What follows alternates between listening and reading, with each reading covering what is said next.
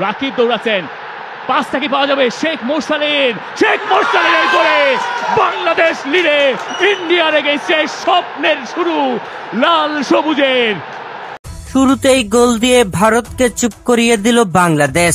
গোলের পর মোরসালিনকে বুকে নিয়ে উল্লাস হামজা চৌধুরীর। প্রিয় দর্শক, এফসি এশিয়ান কোয়ালিফায়ার ম্যাচে ভারতের বিপক্ষে খেলতে নামে বাংলাদেশ। আর ম্যাচে মাঠে নেমে শুরু থেকে টানটান উত্তেজনার হাড্ডাহাড্ডি রুদ্ধশ্বাস লড়াই দুই দলের খেলোয়াড়দের মধ্যে। কেউ কারো মতো কম খেলা দেখাচ্ছে না।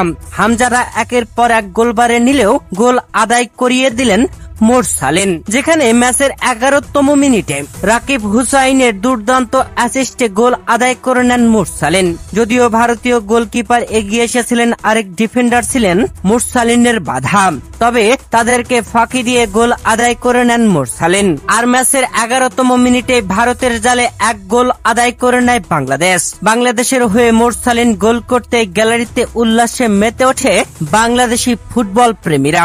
প্রিয় দর্শক, মোরসালিন বাংলাদেশকে 1-0 এগিয়ে নেবার পরেই মোরসালিনকে জড়িয়ে উল্লাসে মাতে বাংলাদেশি খেলোয়াড়রা, যেখানে হামজা চৌধুরী বুকে জড়িয়ে নেন মোরসালিনকে। প্রথমার্ধে 1-0 এগিয়ে থেকে বিরতিতে যায় হামজা চৌধুরীরা। ভারত প্রথমার্ধে বাংলাদেশের গোল পরিশোধ করতে পারেনি।